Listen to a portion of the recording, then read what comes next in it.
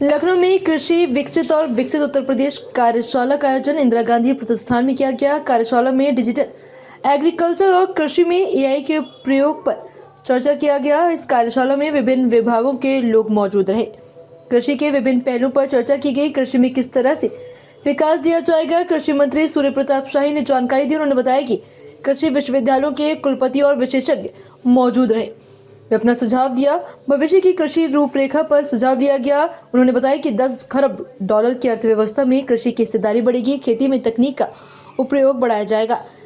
क्लस्टरवार खेती की जाएगी। जिस तरह से जलवायु परिवर्तन होगा उसी तरह से संबंधित क्षेत्र में खेती कराई जाएगी।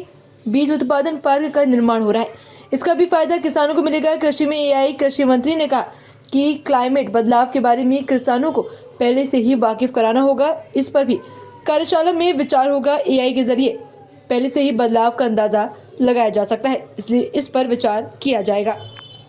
लखनऊ से इकबाल अहमद। तमाम आप लोगों के विभाग के जो लोग थे वो आए थे, क्या संदेश देने की कोशिश की? देखिए, आदरणीय प्रधानमंत्री श्री नरेंद्र मोदी जी ने वर्ष 2047 तक भारत को विकसित आत्मनिर्भर भारत बनाए जाने का संकल्प रखा है। उसके भीतर उत्तर प्रदेश के मुख्यमंत्री योगी आदित्यनाथ जी ने विकसित उत्तर प्रदेश, सशक्त उत्तर प्रदेश, सक्षम उत्तर प्रदेश और सर्वोत्तम उत्तर प्रदेश बनाने का लक्ष्य रखा है।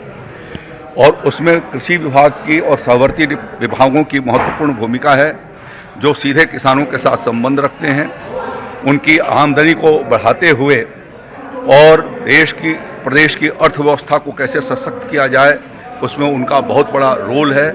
और इस नाते आज ये महत्वपूर्ण संस्थाओं के द्वारा, कृषि विभाग के द्वारा यह आयोजित, इसमें बहुत सारे देश के महत्वपूर्ण संस्था, आईसीआर के प्रतिनिधि, हमारे कृषि विश्वविद्यालयों के वाइस चांसलर, कृषि विज्ञान केंद्रों के जो प्रमुख चीफ साइंटिस्ट हैं वो, और साथ साथ में जो प्रगतिशील किसान जिन्होंने सक्सेस स्टोरी है, पद्मश्री किसान हैं, और कृषि उत्पादक संगठन हैं, तथा विभिन्न विभागों के अधिकारियों के साथ और उनके सुझावों को लेकर के कि कैसे हम विकसित उत्तर प्रदेश में विकसित कृषि को कैसे कर सकते हैं।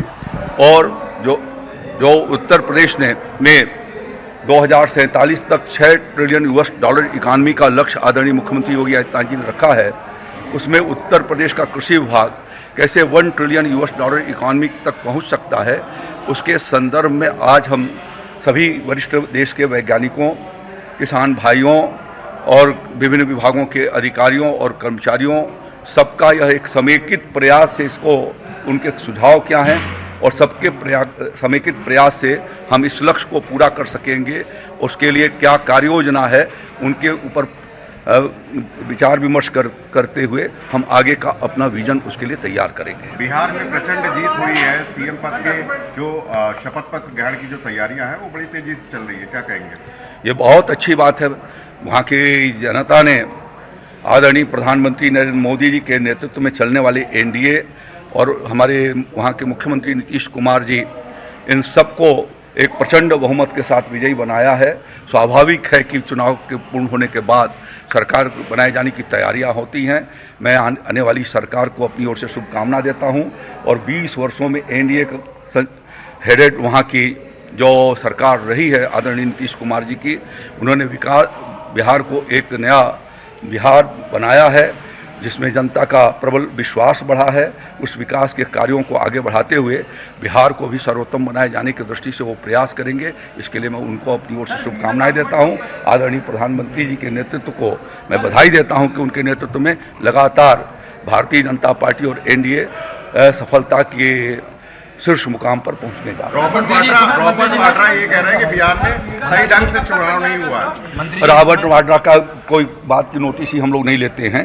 सर, अखिलेश यादव ने कार्यक्रम क्या है, इंडिया विजन कार्यक्रम क्या है? उन्होंने कहा भारतीय जनता पार्टी की जितनी भी सरकारें हैं सब पुराने लोगों के साथ। आप जरा इंतजार करिए, मैं उनके विजन को अभी जब मैं बोलूंगा तो बताता हूँ, समय तब सुन लीजिएगा। समय चल रहा है, अब आगे बात करिए।